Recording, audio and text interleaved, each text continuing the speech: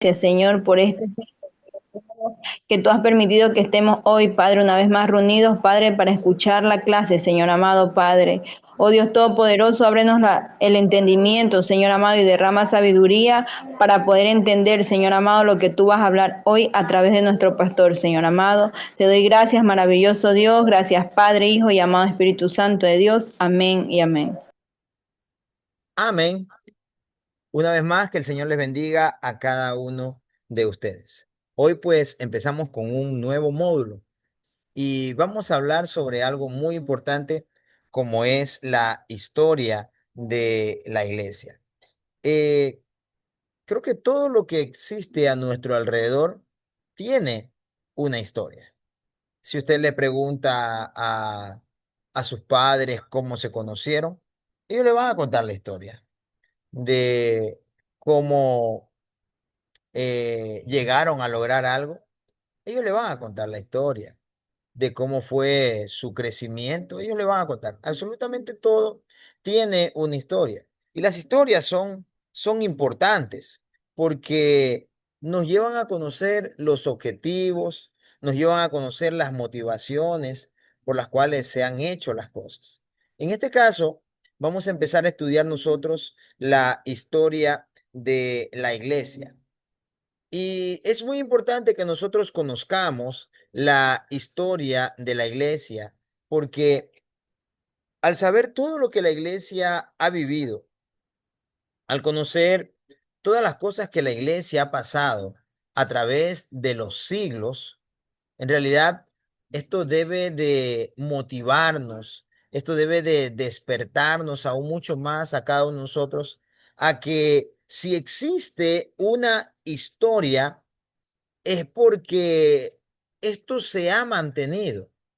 Los siglos, las dificultades, las persecuciones y las muchas situaciones que han ocurrido en la iglesia a través de su historia no han podido detenerla, ya que si la contamos también es porque aún existe. La iglesia continúa en pie y es gracias a eso, a que grandes hombres y mujeres de Dios escribieron su historia, la tuvieron que vivir y la dejaron para que cada uno de nosotros la conozcamos y al conocerla podamos inspirarnos a también escribir otra parte más de la historia. Estamos tan cerca a el momento final de todas las cosas. Estamos tan cerca al arrebatamiento de la iglesia, estamos tan cerca a la venida de nuestro Señor y Salvador Jesucristo, estamos esperando su venida. El Espíritu y la iglesia dicen, amén, sí, ven Señor Jesús. Es lo que la Escritura nos dice en el libro de Apocalipsis capítulo 22, ¿no? Entonces, estamos a la espera de ese momento glorioso. Y mientras ese momento llega, nosotros debemos de cuidar la historia de la iglesia, conocer sus cimientos. No vivimos en los tiempos de atrás donde ocurrieron tantas masacres, ocurrieron tantas situaciones, pero el evangelio continúa siendo perseguido. Lo importante es que los hombres que continuamos en el evangelio continuemos con las mismas motivaciones que lo tuvieron los primeros precursores. Lo tuvieron todos estos precursores que estuvieron antes de nosotros. Eso asumo que es una de las cosas más importantes que debemos de cuidar. Y hoy vamos a hablar entonces acerca de la historia de la iglesia. Vamos a leer un pasaje bíblico. Dice el libro de Hechos capítulo 1 versículo 6. Y entonces los que se habían reunido le preguntaron diciendo, Señor, ¿restaurarás el reino a Israel en este tiempo? Y les dijo, no os toca a vosotros saber los tiempos o las sazones que el Padre puso en su sola potestad, pero recibiréis poder cuando haya venido sobre vosotros el Espíritu Santo, y me seréis testigos en Jerusalén, en toda Judea, en Samaria y hasta lo último de la tierra. Y habiendo dicho estas cosas, viéndolo ellos, fue alzado y le recibió una nube y le ocultó de sus ojos. Nuestro Señor Jesucristo da su vida, resucita al tercer día, tal como él mismo lo había predicho. Y lo que ocurre luego de esto es que está por aproximadamente 40 días con sus discípulos. Es un aproximado de 40 días que estuvo hasta que se les manifestó, que se dio a conocer. Estuvo con ellos, digámosle así, dándole las últimas directrices, porque él dijo algo, es necesario que yo me vaya para que el Consolador, el Espíritu de verdad, venga sobre vosotros. Llega ese momento en el que el Señor va a subir al cielo. Y cuando, digámoslo así, está en el momento de la despedida y los discípulos saben que el Maestro va a regresar a su trono en el reino de los cielos, ya han visto su poder y su majestad, están más que convencidos que Él es el Mesías, que Él es Dios y que no hay nadie más a quien esperar. Dice que ellos le preguntan algo, Señor, ¿y tú restaurarás el reino de Israel en este tiempo? Porque eh, ellos en su momento vieron a Jesús como un líder político. De esa forma era como ellos lo estaban viendo, como un líder político, como cualquiera de los otros que habían pasado, dentro de los cuales habían sido libertados de la opresión de, en este caso, los egipcios, los asirios, los babilonios, los medos, los persas, los griegos y en ese tiempo los romanos. Ellos llegaron a verlo como un líder político y por eso hacen esta pregunta. ¿Restaurarás a Israel el reino en este tiempo? Y Jesús le responde, a ustedes no les toca saber aquello. De que Israel va a ser restaurado, pero esas cosas están solamente en la voluntad del Padre. Solo Él tiene el poder para decir cuándo va a ocurrir estas cosas. Sin embargo, tienen que enfocarse en algo. Y Jesús le dice, pero recibiréis poder. Mire, cuando una persona ha sido parte de un movimiento político, ¿no? Una persona ha sido parte de un movimiento político, resulta que cuando este líder gana, inmediatamente la persona, como ha estado allí junto a ese líder político, va a tener un puesto. En otras palabras, va a tener una posición, va a tener poder. Y Jesús les está respondiendo a ellos ahora que el poder que ellos van a recibir no depende de si saben cuándo o no va a ser restaurado Israel, sino que recibirán poder cuando venga sobre sus vidas el Espíritu Santo. Ya el reino ya se acercó a nosotros. Ya el reino ya ha sido establecido aquí en la tierra por medio de la palabra del Señor. Profecías que faltan por cumplirse es la de el reino milenial de nuestro Señor Jesucristo, sentarse a gobernar la tierra literalmente acá. Pero Jesús le dice, hasta que eso pase, el Espíritu Santo vendrá a darles poder a cada uno de ustedes. Eso es lo que ustedes esperan de un gobernante, eso es lo que van a recibir ustedes porque ya son parte de este reino. Y me van a hacer testigos en Jerusalén, Judea, Samaria y hasta lo último de la tierra. Y habiendo dicho esto, dice la Escritura, viéndolo ellos, fue alzado y le recibió una nube que le ocultó de sus ojos. Ahora bien, la iglesia ha pasado por diferentes periodos, por distintos tiempos en realidad, a través de los años. Y aquí tenemos nosotros una muestra de, digámosle así, esta línea de tiempo. Y es lo que vamos a estudiar en este módulo. En primer lugar, la iglesia apostólica. En segundo lugar, la iglesia perseguida. En tercer lugar, la iglesia imperial. En cuarto lugar, la iglesia medieval. En quinto lugar, la iglesia reformada. Y en sexto y último lugar, la iglesia moderna. ¿Qué es la iglesia apostólica? La iglesia apostólica es, digámosle así, una era. una era, un lapso de tiempo. Este tiempo comprende desde la ascensión de Cristo en el año 30 después de Cristo, o sea, después de que Cristo estuvo aquí en la tierra juntamente con sus discípulos, desde el momento que dice Hechos 1:8, y en la vista de todos ellos subió a los cielos, ¿no? ¿Hasta cuándo? Hasta la muerte de Juan. ¿Por qué hasta la muerte de Juan? Porque Juan fue el último de los apóstoles en morir. Cada uno de los apóstoles tuvo una muerte distinta, una muerte diferente. Juan estuvo al punto, al borde de la muerte, a punto de morir, pero no murió, aun cuando fue sumergido en aceite hirviendo. Él no murió, sobrevivió a aquello y pues fue erradicado a la isla de Patmos. Es allí donde se escribieron sus cartas, incluida esta carta del libro de Apocalipsis. Este periodo de la iglesia apostólica termina en el año 100 después de Cristo. El año 100 después de Cristo. Eso no es la edad del apóstol Juan. Cabe recalcar aquello, ¿no? No es que Juan tenía 100 años de edad en ese tiempo, sino que hasta la muerte de Juan en el año 100 después de Cristo. Digamos que Cristo vive en esta tierra hasta sus 33 años. Quiere decir que a partir de allí la iglesia en esta era apostólica tuvo un periodo de 67 años, si no me equivoco, ¿no?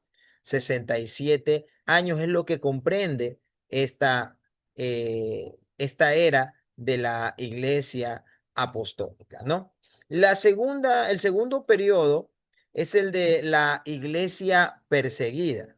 Esto comprende desde la muerte de Juan, o sea, inmediatamente de la muerte de Juan, hay otra parte de la historia que se escribe con hombres que muchos de ellos ya nos vamos a encontrar aquí en la escritura, pero algunos de ellos fueron discípulos inclusive de los apóstoles. Vamos a encontrar, por ejemplo, a un Policarpo, ¿no? Ya luego vamos a hablar un poco más sobre Policarpo y nos vamos a relacionar con él. Vamos a encontrar a hombres que estuvieron cerca de los discípulos y que continuaron siendo parte de esta historia de la iglesia y también continuando con el legado que dejaron los apóstoles. Entonces, la iglesia perseguida es la historia que nosotros conocemos de los coliseos romanos, en donde los, los discípulos de Jesucristo, los cristianos en este caso, eran llevados, comidos por leones, despedazados por carros, muertos a espada, decapitados, crucificados, lapidados, digamos lo que muchos de ellos fueron prácticamente enterrados vivos, digamos, lo que se habla de una lapidación. Y esto comprende desde ese año, del año 100 después de Cristo, luego de la muerte de Juan, hasta el edicto de Constantinopla en el año 313 después de Cristo. Luego continúa el periodo de la Iglesia imperial. Esto va desde el edicto de Constantino en el 313 después de Cristo hasta la caída de Roma. Junto con la aparición de este hombre Constantino y el encuentro que él tuvo con el Señor y lo que la historia recalca acerca de él, hay ciertos factores que luego los vamos a ver y pues queda el análisis de nosotros, ¿no? A nuestro propio criterio, si consideramos que fue un arrepentimiento verdadero el de Constantino o fueron alianzas que hizo también él con la iglesia. Pero lo que sí es cierto es que cuando Constantino hizo este edicto, pararon las persecuciones hacia el cristianismo, hacia la iglesia. Y este periodo comprende desde el 313 después de Cristo hasta el año 474 después de Cristo, hablando ahí de la caída de Roma. El siguiente periodo es la iglesia medieval. Ahora hablamos desde la caída de Roma en el 476 después de Cristo hasta la caída de Constantinopla. Este es, digamos, el término medio de la historia de la iglesia. Cuando estudiemos esta parte, encontraremos cómo la iglesia sufrió dificultades al punto de que pudo estar eh, cercana a poder desaparecer. Pero qué bueno es que hombres como ustedes y como yo han estado con esa simiente en su interior, con ese celo fervoroso por la Sagrada Escritura, por esas ganas de que aunque muchos ya no quieran saber de Dios, nosotros seguimos queriendo conocerlo más porque tenemos esa esperanza bienaventurada, dice Tito 2:12, de la manifestación gloriosa de nuestro Señor y Salvador Jesucristo. Y por esa razón, la iglesia pudo continuar, porque a pesar de las dificultades que le ocurrieron, la iglesia las pudo superar y continuamos contando su historia. El siguiente periodo habla de la iglesia reformada. Estamos hablando ahora desde la caída de Constantinopla en el 1453 después de Cristo hasta el fin de la Guerra de los 30 años en el año 1648. Ya estamos un poquito más cercanos. Imagínense, yo nací en 1900, ¿no? 1900 y algo, no le voy a decir cuánto, es broma. Yo soy del 88, ¿no? Entonces ya estamos prácticamente en una etapa que está más relacionada con nosotros. Y es allí donde este periodo se llama el de la iglesia reformada, porque la iglesia se contaminó, pero qué maravilloso es que a pesar de las contaminaciones que la iglesia sufrió, quedaron hombres apologéticos, hombres que cuidaron el lineamiento de la Sagrada Escritura, cuidaron de que lo que habían aprendido de la Escritura no se sincretice con el mundo. Y es allí donde ocurrió la reforma y trajo un despertar hacia el cristianismo y el cristianismo se expandió muchísimo al punto que pudo llegar a lugares del mundo en donde nunca antes había llegado. Se dice incluso que en la embarcación en donde estuvo Cristóbal Colón, en donde cuando él vino y descubrió América, trajo a muchísimas personas que estaban allí que eran amadoras de la Sagrada Escritura. Y eso hizo que ellos vengan y les prediquen el Evangelio a estos nativos que encontraron en América. Y es así como el Evangelio se propagó y llegó un momento en el que América se convirtió en el centro de avivamiento de todo el mundo, de todo el mundo, porque donde llega la palabra de Dios ocurren transformaciones y cosas sorprendentes. Y al final terminamos con la iglesia moderna. Esto es desde el fin de la guerra de los 30 años en 1648 hasta nuestros días actuales. Ya cuando hablamos de la iglesia moderna, vamos a encontrar la historia del pentecostalismo, cómo surgieron inclusive algunas denominaciones, cómo otras inclusive se desprendieron del Evangelio Santo del Señor. Son cosas que vamos a ir viendo nosotros mientras vamos a ir estudiando cada uno de estos periodos. Tienen ramas que al estudiarlas nos vamos a quedar sorprendidos de todas las cosas que desconocíamos y de cómo han existido tantos hombres y mujeres que han luchado tanto para que hoy en día nosotros podamos tener este evangelio puro, santo, que podamos tener la escritura con tanta libertad. Hoy en día lo que más hay es libertad para poder tener acceso a la escritura. De que ustedes desde un teléfono móvil, hasta desde la televisión, desde con esto del internet y todas esas cosas, lo que menos existen digamos, excusas de que alguno no puede conocer la Sagrada Escritura. Amén.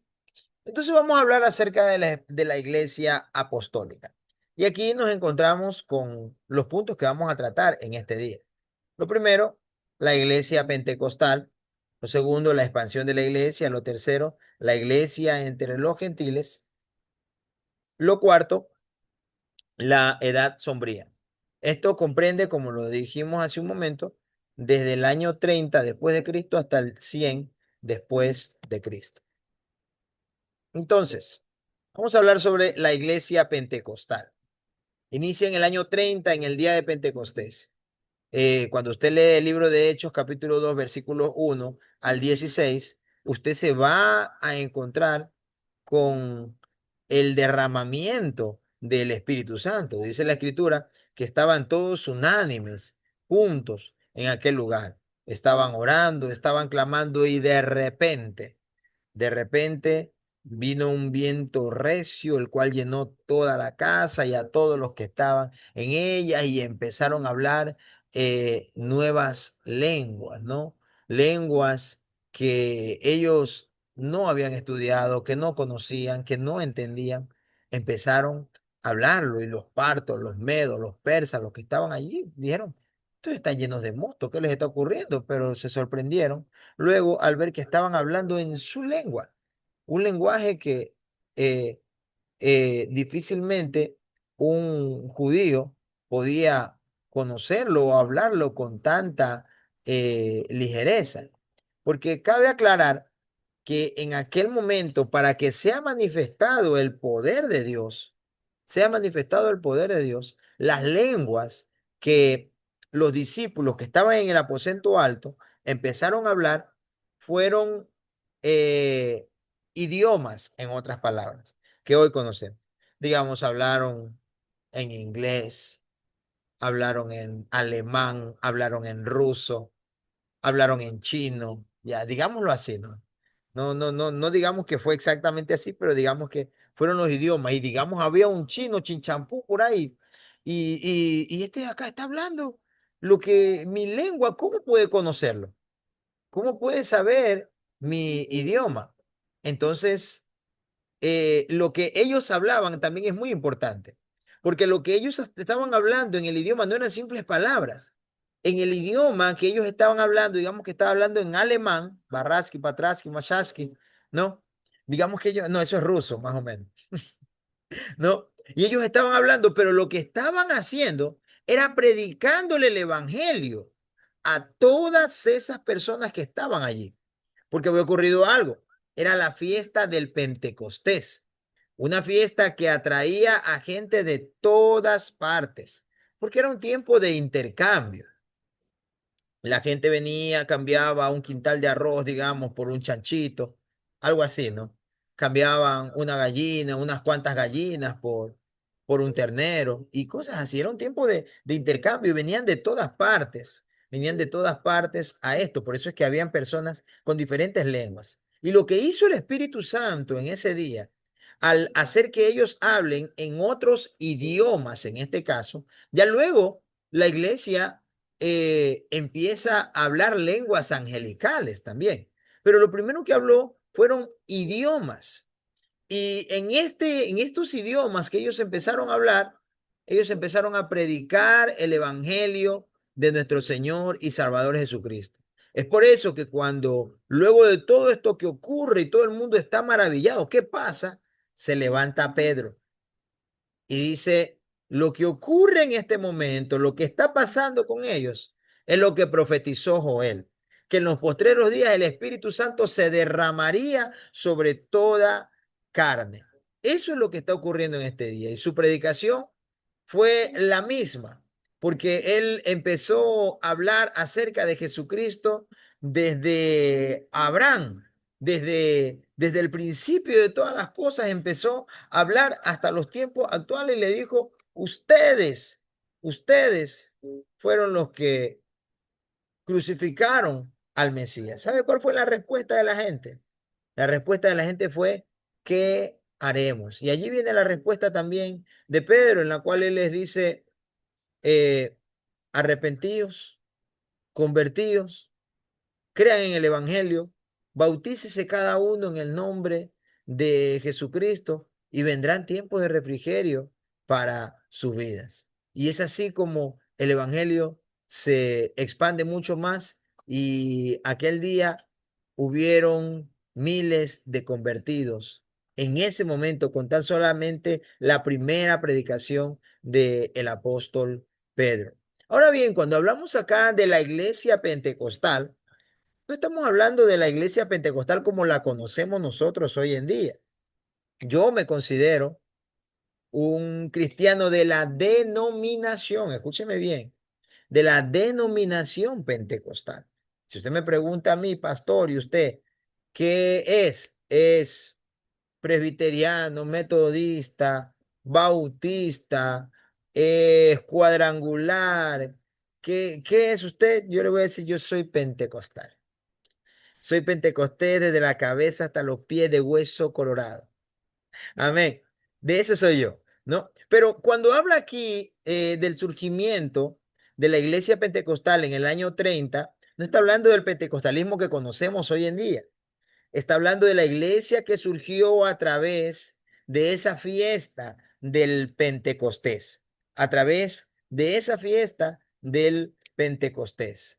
Es de eso de lo que está hablando en aquel día de Pentecostés. De allí se conoce este periodo como el de la iglesia pentecostal. También se lo conoce como el de, al unir este con la iglesia perseguida, se habla de la iglesia primitiva, ¿no? Entonces, es allí donde inicia esta iglesia. Nace por medio de esa predicación, la predicación de Pedro y la predicación de todos los 120 que hablaron en todos los idiomas de la gente que estaba allí.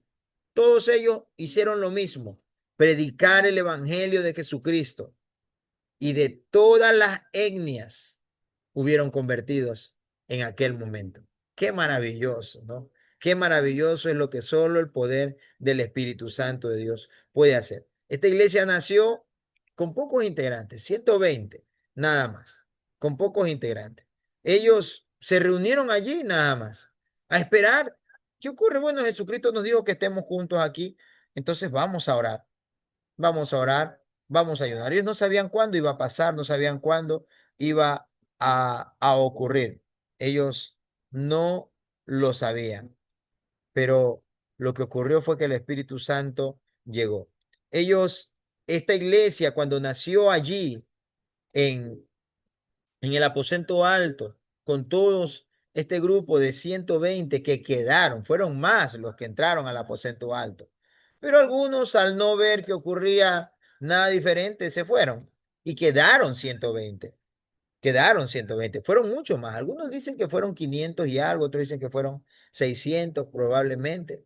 No le puedo dar un número exacto de aquello. Lo que sí es exacto es que los que quedaron allí en el aposento alto fueron 120 y estaban orando y clamando por la promesa del Espíritu Santo de Dios. Por eso ellos estaban allí orando, no tenían esa convicción de ir a predicar, de ir a sanar enfermos, no, porque Jesús le dijo, quédense allí hasta que venga el Espíritu de Dios.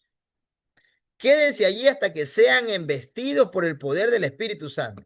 Por eso ellos no fueron como cuando Jesús mandó a los 70, ¿no? Jesús manda a los 70 y ellos de una fueron a predicar, sanaron enfermos, libertaron cautivos, resucitaron muertos, regresaron. Wow, Señor, hasta los demonios se nos sujetan en tu nombre. Ellos no hicieron esto ahora. Ellos se quedaron allí hasta que venga el Espíritu Santo. ¿Cómo iba a venir? No lo sabían, lo que sabían que tenía que llegar porque Jesús lo había prometido. Por eso ellos no tenían esa convicción de salir a evangelizar. Se quedaron allí unidos, clamando, orando, en ayuno y oración. Eso es lo que hicieron. Por eso ellos no salieron a evangelizar, pero cuando vino el Espíritu Santo y los empoderó, todos, todos ahora, hasta su vida, los 120 más todos los nuevos convertidos, todos ellos estuvieron dispuestos a dar su vida misma por causa de Cristo. Amén. ¿Cómo fue la expansión de la iglesia? Desde la predicación de Esteban hasta el concilio del año de Jerusalén en el año 50 después de Cristo, hay un periodo de aproximadamente 15 años. Al principio la iglesia estaba formada solo por israelitas, solo por israelitas. El evangelio se predicaba solamente en Jerusalén. Se convirtieron partos, medos, persas. Cuando escucharon eso se convirtieron, pero todos regresaron a sus casas, regresaron a su nación, regresaron a su lugar. Por eso cuando pasa el tiempo y la iglesia se expande y llega el evangelio allá, eh, todos aquellos que lo habían escuchado acá y habían visto la manifestación de Dios, dijeron esto no se puede desaprovechar.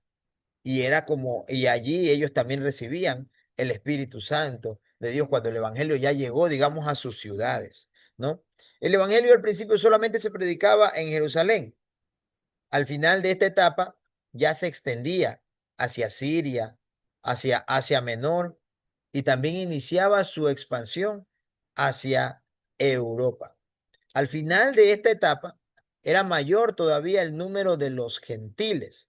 Estamos hablando de las personas que no eran judías, de las personas que estaban envueltas en la idolatría, en el paganismo. Eh, Al final de esta etapa del año 50 después de Cristo, se puede decir que la mayoría de convertidos eran gentiles más allá de los judíos, porque el evangelio tuvo tan grande aceptación que la gente no podía dejar pasar un mensaje tan maravilloso. Qué penoso es que estamos viviendo un tiempo en donde la maldad ha aumentado tanto, el corazón del hombre se ha endurecido tanto.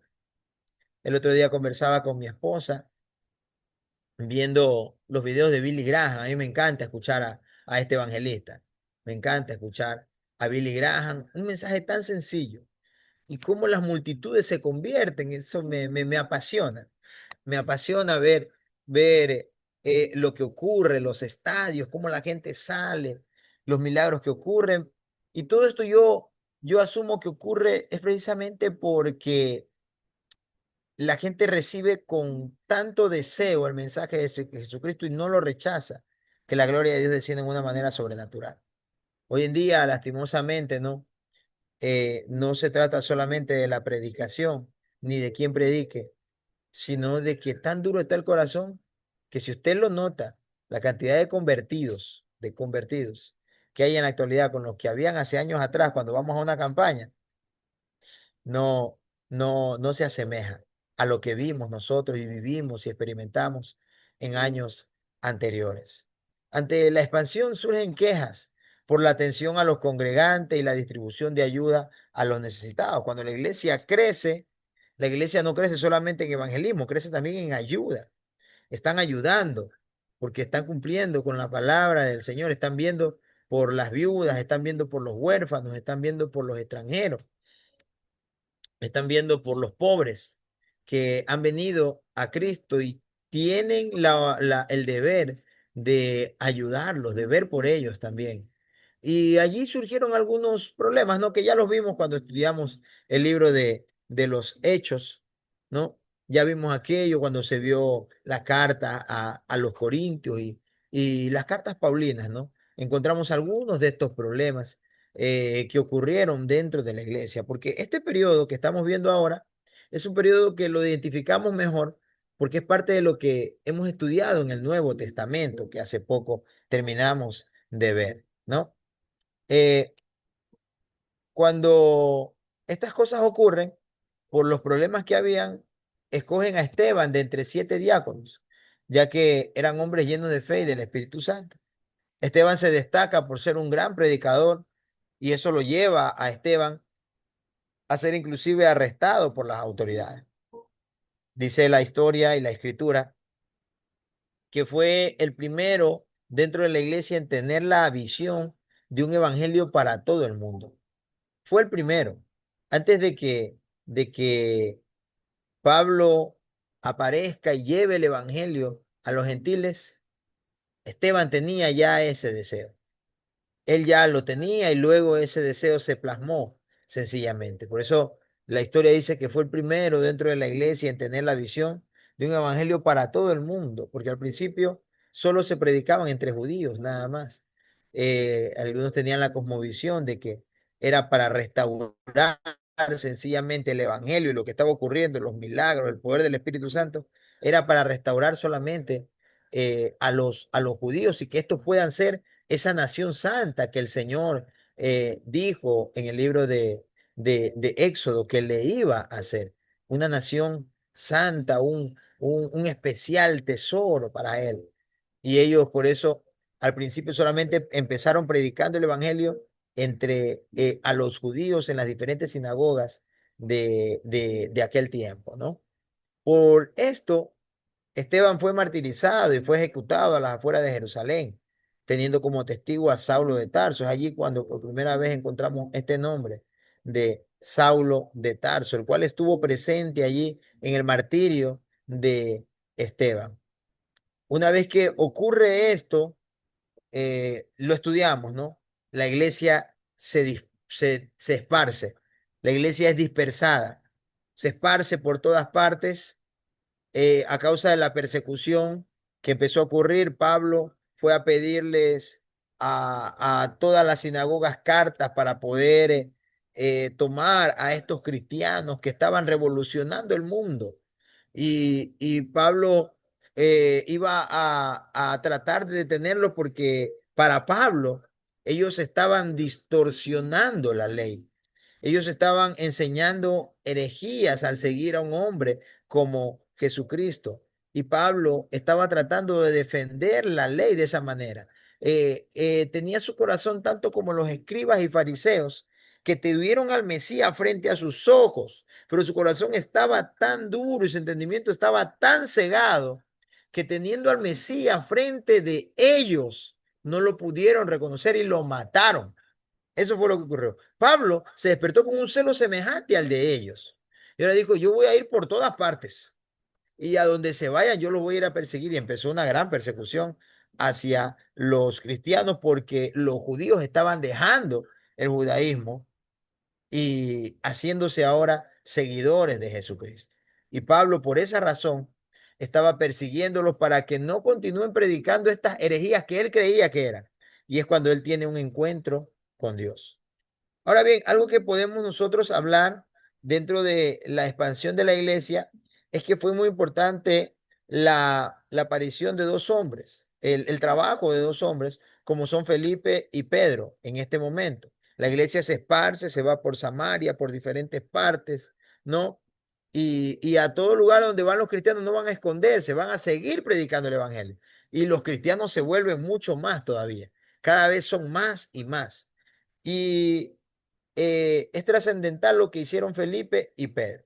En primer lugar, Felipe no era eh, apóstol. Fue uno de los 7 candidatos a servir cuando fue escogido Esteban también. Y ante la dispersión, él se refugia con los samaritanos. ¿Quiénes eran los samaritanos? Eran gente mixta, no eran ni judía ni gentil, pero sí eran despreciados por los judíos porque su descendencia sí era judío. Los samaritanos nacen de cuando los judíos retornan a Jerusalén para poderla reconstruir.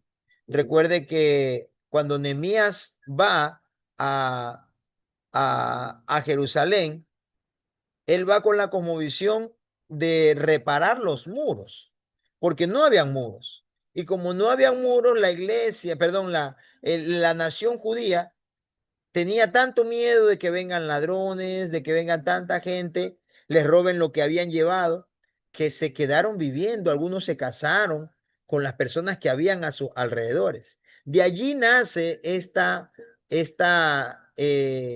linaje de samaritanos, que fue una mezcla de judíos al principio con personas paganas, con personas gentiles. Algunos dejaron el judaísmo y se quedaron allí viviendo. Por eso vino Nehemías para reconstruir los muros para que la gente vuelva a Jerusalén.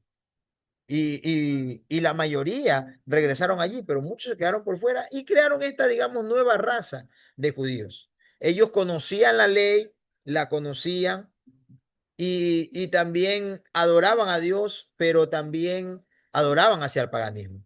Por eso cuando empezaron a reconstruir el templo y los samaritanos quisieron ayudarle a los judíos dijeron, no, ustedes no pueden hacer. Ustedes no pueden ni siquiera poner una piedra para la reconstrucción de lo que nosotros vamos a hacer, porque ustedes no son dignos. De allí nace este problema entre judíos y samaritanos, al punto que cuando Jesús se encuentra en el libro de Juan, capítulo 4 con esta mujer samaritana, ella le dice algo. ¿Cómo puede ser que tú, siendo judío, me pides agua a mí que soy samaritano? Imagínense tanto el problema que ni agua se daban.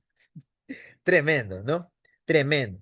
Entonces allí Felipe estableció iglesias en Samaria, siendo la primera iglesia fuera de Jerusalén, esta iglesia de Samaria. Y aparte de eso, abre iglesias en Gaza, en Jope, en Cesarea. Y aquí el Evangelio tiene contacto con el mundo pagano. Lo glorioso es que el Evangelio no se distorsiona.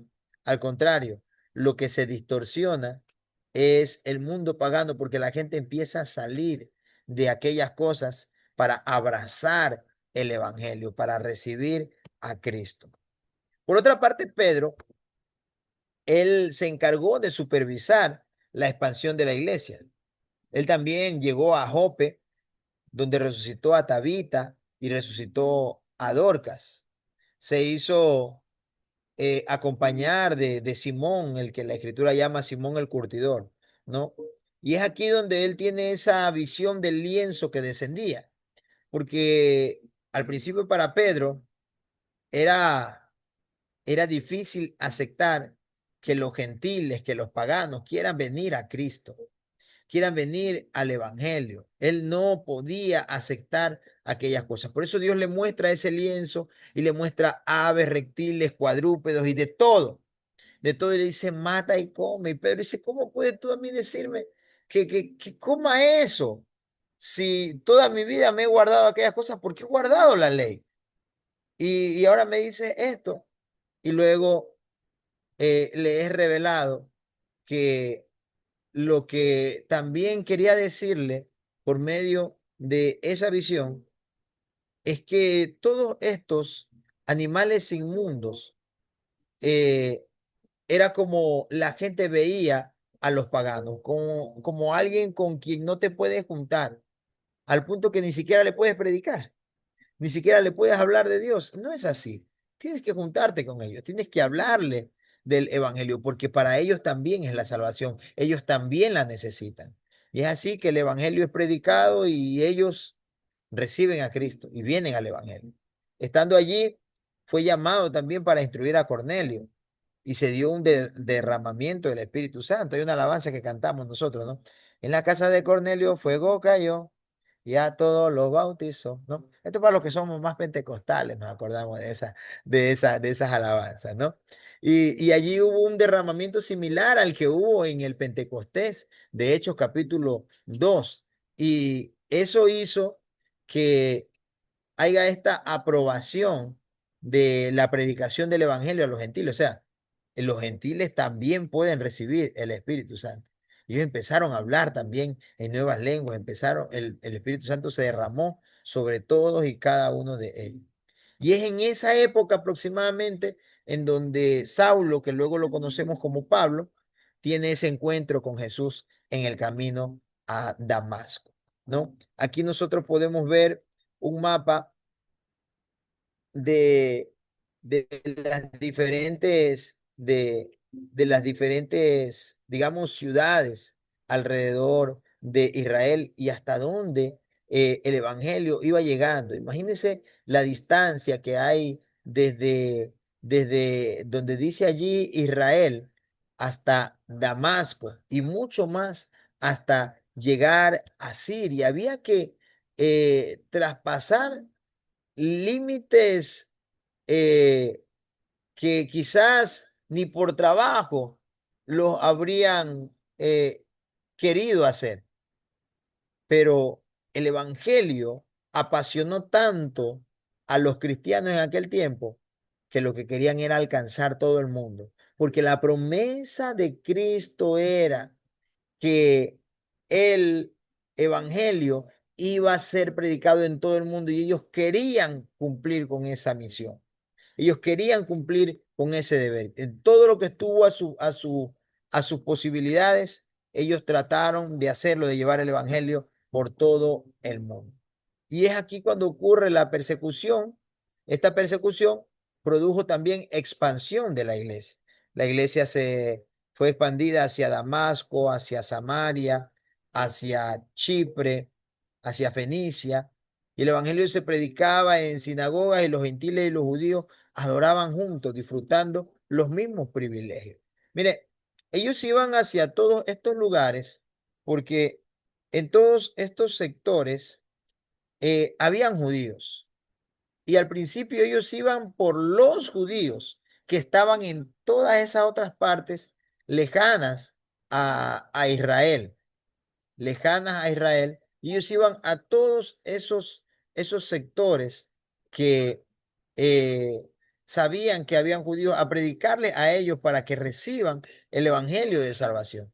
Pero eso hizo que todos los demás que estaban allí también conozcan el evangelio. Amén. Entonces el evangelio se predicaba y todos, judíos y gentiles, adoraban a Dios y disfrutaban los mismos privilegios de recibir el Espíritu Santo. Luego Bernabé es enviado a Antioquía y aquí ocurre el primer viaje de Pablo. Desde Antioquía de Siria, Pablo y Bernabé bajaron a Seleucia y zarparon hacia Chipre, predicaron el evangelio en Salamina, Pafos, Pérege de Panfilia, Antioquía de Pisidia, Iconio, Listra y Derbe. Y luego volvieron visitando las iglesias que habían fundado. Imagínense, ellos van desde, desde aquí hacia acá, predicando el evangelio. Y luego regresan por el mismo lugar, ahora visitando esas iglesias que habían ido abriendo, habían ido expandiendo el evangelio. Cuando llegaron ahora a Antioquía, que si no me equivoco fue el tercer lugar, a donde, el tercer o cuarto lugar a donde ellos fueron en primer lugar, reunieron a la iglesia y trataron el problema de los judaizantes. Allí Pablo y Bernabé fueron a Jerusalén para consultar a los apóstoles y se celebró el concilio de Jerusalén. Y en él triunfó la postura de Pablo sobre la justificación por la fe y no por las obras de la ley. Los judíos querían que, pues, bueno, ahora los gentiles han venido a Cristo, pues tienen que circuncidarse, tienen que seguir la ley de Moisés. Y es allí donde Pablo interviene. Ya para este tiempo Pablo ya empezó a predicar el evangelio y había pasado sus años de formación. Porque nosotros en la escritura leemos a Pablo convirtiéndose y ya luego ya lo vemos yendo a predicar a otros lados, pero en realidad no fue así. Pablo tuvo que tener un tiempo de formación, no porque él no conociera la escritura, porque él conocía muchísimo de la ley. Era había sido instruido a los pies de Gamaliel, por tanto él conocía muchísimo de la ley. Lo que no entendía era el evangelio de Jesucristo y ahora para eso necesitaba a los apóstoles, necesitaba escuchar a Pedro, necesitaba escuchar a todos aquellos testigos que habían andado con Cristo para conocerlo, porque él no caminó con Cristo. Él no caminó con Cristo. Cristo se le reveló, sí, pero él no caminó con Cristo. Entonces él necesitaba saber todas estas cosas. Y él se quedó, se dice que aproximadamente 3 años, un aproximado de 3 años, él estuvo conociendo todo lo que Cristo hizo para luego él poder salir a predicar el evangelio y ahora defender a Cristo al punto de también dar su vida, ¿no? En este periodo Pablo realiza sus viajes segundo y tercero, es arrestado y tras un viaje atropellado es llevado a Roma en donde es decapitado en el año 68. Al término de ese periodo ya se contaba con los evangelios de Mateo, de Marcos, de Lucas, las cartas de Pablo, Santiago, primera de Pedro y posiblemente segunda de Pedro también. El segundo viaje misionero de Pablo, Pablo y Silas salieron de Antioquía y se dirigieron por tierra hasta Siria. Ya no fueron en barco, ahora fueron por tierra. ¿Qué habrán usado allá? Una motocamello o o un caballo del año, no sé qué habrán utilizado, ¿no? Pero utilizaron allí ellos algunos de estos vehículos que existían en ese tiempo, ¿no? Y lo hicieron para consolidar las iglesias fundadas. Y en su recorrido pasaron por Derbe y por Listra y atravesaron Frigia, Galacia, llegaron a Troade, Filipos, Tesalónica, Berea, Atenas, Corinto, Éfeso y Cesarea. Después Pablo continuó su viaje hasta Jerusalén y volvió de nuevo a Antioquía. Imagínense, el predicar el evangelio no es solamente algo de hacerlo y ahí quedó. Se trata de cuidar que se sigan haciendo las cosas bien. Por eso Pablo visitaba de nuevo las iglesias, se preocupaba por cómo estaban ellas y por eso existen las cartas que hoy en día tenemos, que son cartas muy importantes para nosotros, porque en ellos están los mensajes necesarios para que nosotros cuidemos de que ninguna de las cosas de este mundo o las tribulaciones que pasemos nos separen del amor de Cristo. En el tercer viaje misionero de Pablo, Pablo parte de Antioquía y visitó las comunidades de Galacia, Frigia, para fortalecer la fe de los creyentes. Y en Éfeso estuvo 2 años y luego marchó a Macedonia y a Grecia, pasando por Filipo, Troade y Mileto.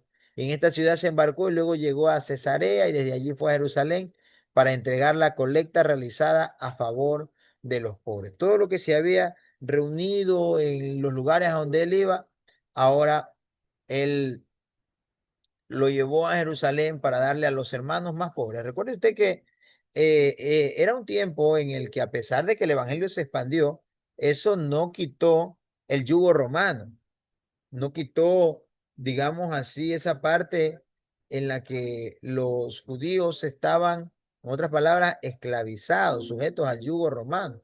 Y había mucha pobreza, había muchísima pobreza. Y qué bueno fue que las iglesias que estaban por otras partes y que se habían convertido muchos que habían estado en el paganismo, ahora todos ellos también aportaban para que sus hermanos ahora los consideraban. Nuestros hermanos que están en Jerusalén no tengan necesidades y nosotros podamos ayudarles a cada uno de ellos. Ese fue el sentir que tuvo Pablo y fue recogiendo, digamos, ofrendas para poder llevarles a los pobres que habían allí en Jerusalén.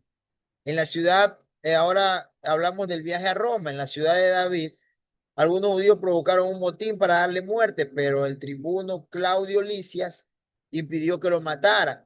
Lo detuvo y luego lo envió a Cesarea al procurador Félix, y este lo retuvo por 2 años y lo entregó a su sucesor Porcio Festo. El nuevo procurador le propuso llevarle a Jerusalén para ser juzgado, pero Pablo, como era ciudadano romano, prefirió apelar al César para ser juzgado en Roma. Estas son cosas que nosotros también ya la vimos en el estudio del libro de los Hechos. Ahora es importante que nosotros conozcamos las cosas que ocurrieron allí, las controversias en esta temporada, en el año 50. Están dos grupos. Por una parte, los conservadores y por otra parte, los progresistas.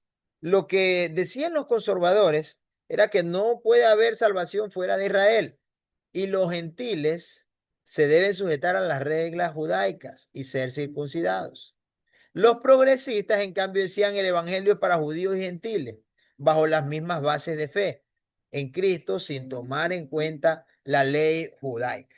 Entonces, había un problema porque en sí ninguno de los dos tenía razón. Esa es la realidad. Porque los conservadores, ellos decían, bueno, ya, ustedes, eh, gentiles, paganos, han venido a Cristo, pero entonces ustedes tienen que circuncidarse, apegarse a la ley judía para que ustedes puedan tener salvación, si no, no la van a poder alcanzar. No van a poder alcanzar. Porque para ellos el cristianismo era la reforma del judaísmo. O sea, lo que cambiaba era el papel. Ahora Jesús, eh, por medio de la predicación del evangelio del reino, les había traído lo necesario a ellos para que el judaísmo no no pierda sentido, sino que se reforme.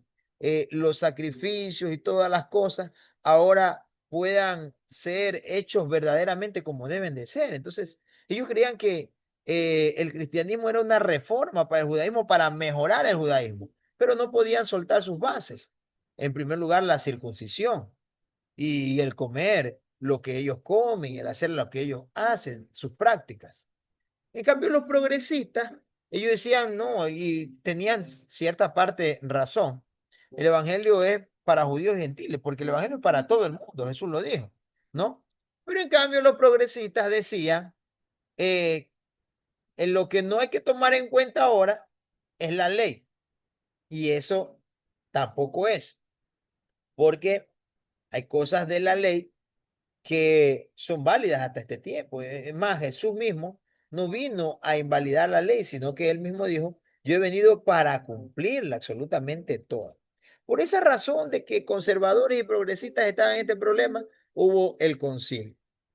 Y allí estuvieron todos los apóstoles, los ancianos de la iglesia, y debatearon Pablo, Bernabé, Pedro y Santiago.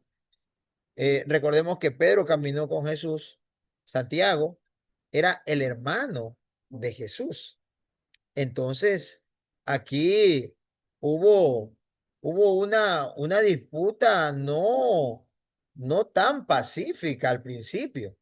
No fue tan pacífica. Dice la escritura que hubo prácticamente discusión entre ellos por estos temas.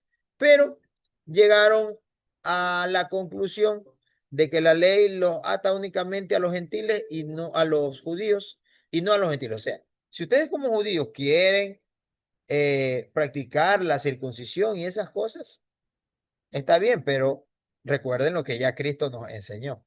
Y a los gentiles no tenemos por qué obligarlos a aquello. Sencillamente a que no coman de lo sacrificado a los ídolos y a que no se envuelvan con el paganismo, en otras palabras, ¿no?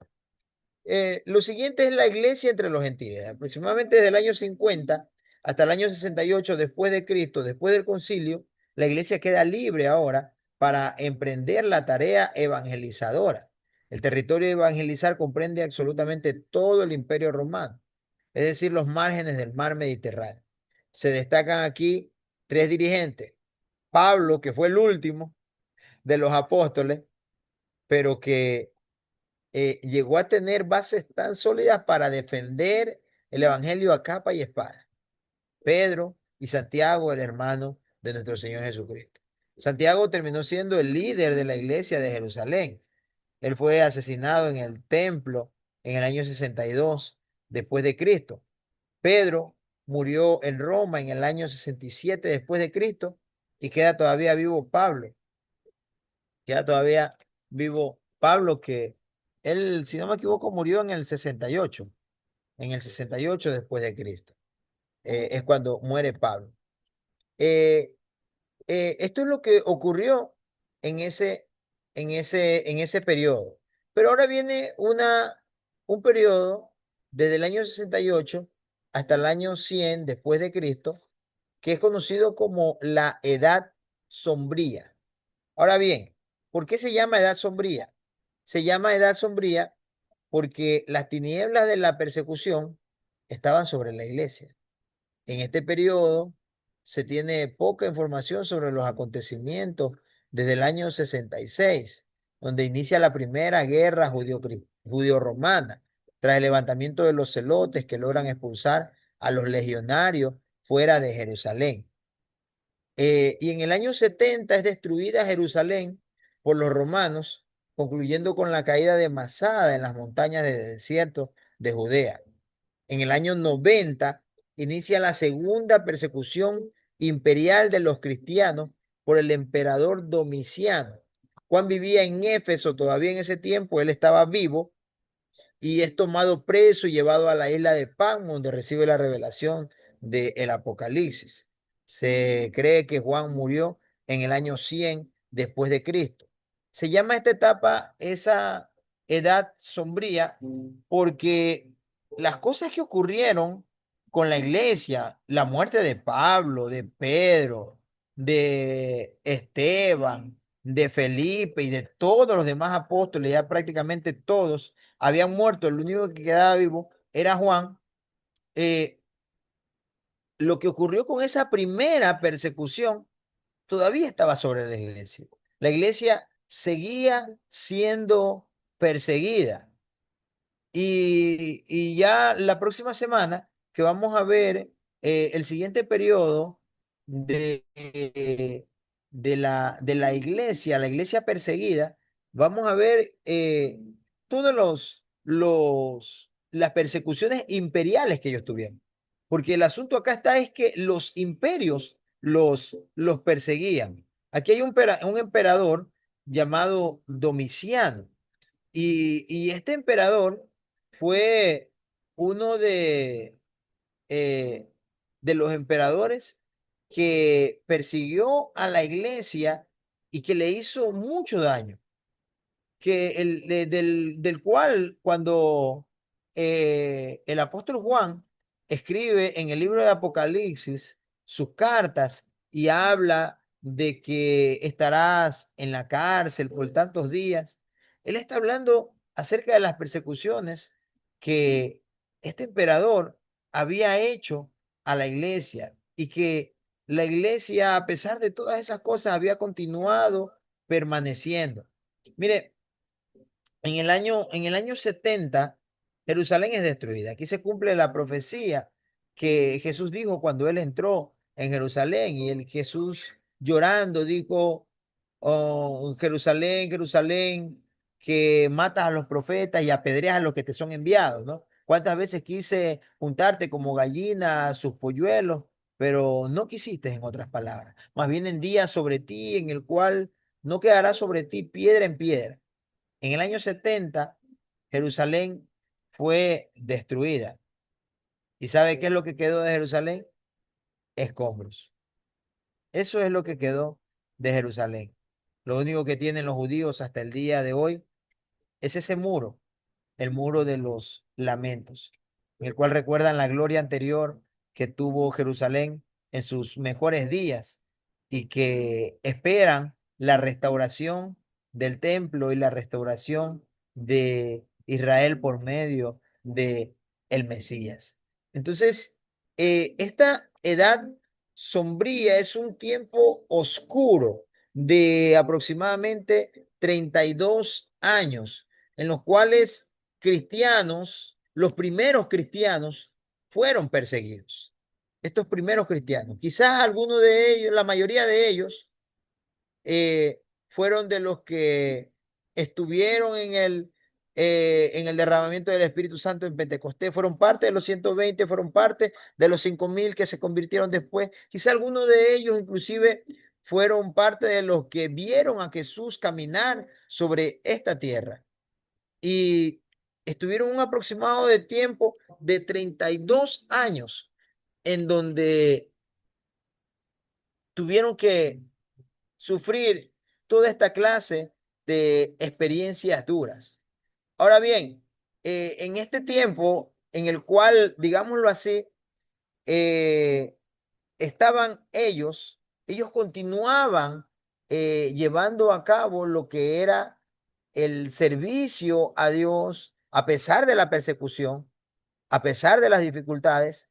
Ellos continuaban sirviendo a Dios, continuaban predicando el evangelio, continuaban viendo por los necesitados. Esos jamás dejaron de hacerlo. El plan de servicio que ellos tenían era la lectura del Antiguo Testamento, la lectura de porciones de cartas apostólicas. Ya estaban las cartas de Pablo, ya estaban, ya habían copias, digámoslo así, de quizás muchas de ellas. Entonces ellos leían el Antiguo Testamento, observaban las cartas de Pablo, unían lo que el Antiguo Testamento decía acerca de Cristo, leían también los evangelios. Para este tiempo ya estaban la carta de Pedro, la carta de Marcos, Mateo, de Lucas, ya estaban esas cartas. Y a pesar de que fue una época sombría, un tiempo bastante duro para el cristianismo, ellos continuaban reuniéndose, teniendo sus cultos, digámoslo así. Cantaban himnos cristianos, ¿sabe? Yo recuerdo cuando estudié la primera vez en el seminario, algo que me quedó grabado por toda la vida, lo que nos decía la licenciada, y era que se dice que muchas veces los cultos que hacían los cristianos en aquel tiempo eran cultos que no tenían horario, al punto de que iban temprano al templo. Imagínense caminar hasta kilómetros inclusive de distancia para llegar a una sinagoga, a un lugar de reunión, a escondidas inclusive. Y a veces se quedaban toda la noche. El Espíritu Santo se derramaba de una manera tan sobrenatural. Ellos se quedaban toda la noche y al siguiente día continuaban con fuerzas y se quedaban todo el día, continuaban adorando a Dios y continuaban lecturando la escritura y exponiéndola entre ellos, interpretando lo que había ocurrido. Y era tan hermoso, que a pesar de eso, la gente no quería irse a su casa y no tenía miedo de congregarse. No tenía miedo de ir a la iglesia, no tenía miedo de reunirse. Habían oraciones los unos por los otros, oraban por los que ya habían sido capturados, oraban por los que estaban en otras partes. Eh, en la actualidad, quizá es de poco conocimiento para muchos de nosotros, pero la iglesia continúa siendo perseguida. Nosotros estuvimos siendo parte de del ministerio Voces de los Mártires y saber cómo la iglesia está sufriendo en lugares, por ejemplo, como la India. Allá en la India, en partes de África, como el cristianismo continúa siendo llevado aún en lo oculto, en algunas partes, la gente se reúne con pequeñas porciones de la escritura, nada más a continuar adorando a Dios. Y se dice que la única forma que ellos ahora han encontrado para querer detener el cristianismo, vieron que ya matándolos no pueden cambiar estas cosas. Matándolos no pueden impedir que dejen de predicar, al contrario, el que matan se vuelve un mártir y más gente se convierte a Cristo. Lo que están haciendo ahora es castrarlos. Están castrando hombres, están castrando mujeres también para que no puedan parir y como no van a poder parir, no van a poder tener una descendencia a la cual predicarle el evangelio y esta descendencia tampoco se la va a poder predicar a otros. Pero a pesar de eso, a pesar de que se encuentran a hindúes que han recibido a Cristo y por eso han sido desheredados de su familia, muchos han sido hasta mutilados en parte de su cuerpo por haber sencillamente confesado el nombre de Cristo como su Señor y Salvador. A pesar de todo eso, el Evangelio continúa siendo esparcido. Hay partes de Colombia, de Nicaragua, de Paraguay, en donde el Evangelio no puede entrar, en donde el Evangelio no puede entrar, en donde el Evangelio no es aceptado, porque el Evangelio está sacando a jóvenes de las bandas, está sacando a jóvenes y a hombres y mujeres del sicariato. El Evangelio está sacando a gente que era tan útil para el diablo, eran herramientas tan buenas para el diablo, que el evangelio no puede entrar a esos lugares. Entra un cristiano y ese cristiano es muerto. Aún en la actualidad hay persecución con el cristianismo. Damos gracias a Dios que nosotros tenemos libertad para adorar a Dios. Todavía no estamos pasando persecuciones como esas, pero sí hay hermanos que están pasándolas. Y les pido a cada uno de ustedes, oremos por ellos. Oremos por cada uno de ellos porque en realidad están pasando cosas difíciles. Y hay un solo mensaje que ellos mandan siempre por medio de este ministerio Voces de los Mártires. Y es, díganle a los demás cristianos que sigan orando por nosotros, que nosotros seguiremos predicando a Cristo y seguiremos predicando el Evangelio. Qué, qué maravilloso es esto. Esos servicios, esos cultos de ellos eran oraciones los unos por los otros, por los hermanos que están en otras partes, los que están en otros lados sufriendo el cristianismo. Hablaban con los nuevos que llegaban allí y al final participaban de la cena del Señor. Eso es algo maravilloso, son cosas que no podemos dejar de hacerlas. No estamos sufriendo quizás como están pasando, sufriendo otros, pero que eso no nos quite a nosotros las ganas, ni nos impida, eh, o nos haga, perdón, olvidarnos de todo lo que el Evangelio ha sufrido a través de los siglos. Ya son dos milenios que el Evangelio continúa sobresaltando por encima de todas las barreras que se le han puesto. Y ahora ustedes y yo somos los guardianes de este tiempo, de esta época.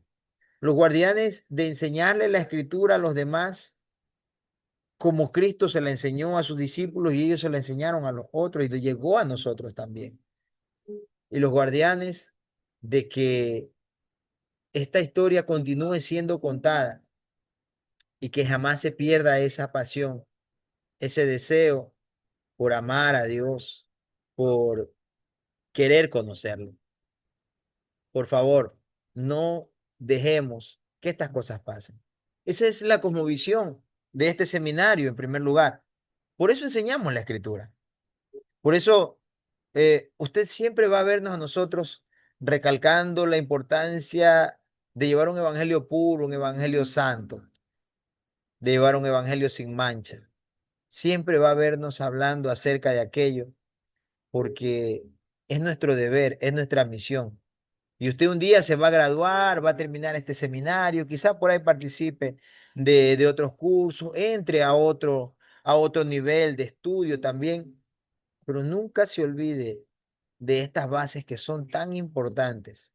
Y es de que tenemos que vivir un evangelio santo, predicar un evangelio santo y continuar llevando este Evangelio Santo, esta historia de la misma manera, que esta pasión por querer conocer a Dios, por querer buscarlo a Él, no se apague con el pasar de los años. Es lo que está ocurriendo y necesita guardianes como usted y yo. Necesita guardianes como usted y yo para que estemos allí para decirles a los demás, a Dios hay que amarlo, hay que temerle, hay que buscarlo y hay que servirle. Son las cosas que hay que hacer. Amén. Eh, Hasta aquí llegamos con esta primera lección, la introducción a la historia de la iglesia. La mayor parte de lo que hemos hablado el día de hoy son cosas que conocemos nosotros del Nuevo Testamento. La próxima semana ya empezamos a profundizar un poco más en la historia que muchos no conocen, en la historia que muchos no han sabido cómo llegó a nuestras manos. Entonces, la próxima semana continuamos con la siguiente parte de historia de la iglesia. ¿Alguien por acá tiene quizá alguna pregunta o alguna acotación referente a lo que hemos hablado en esta tarde? Puede encender su micrófono si lo desea. Ujú. Muy bien. Eh, Damos gracias a Dios por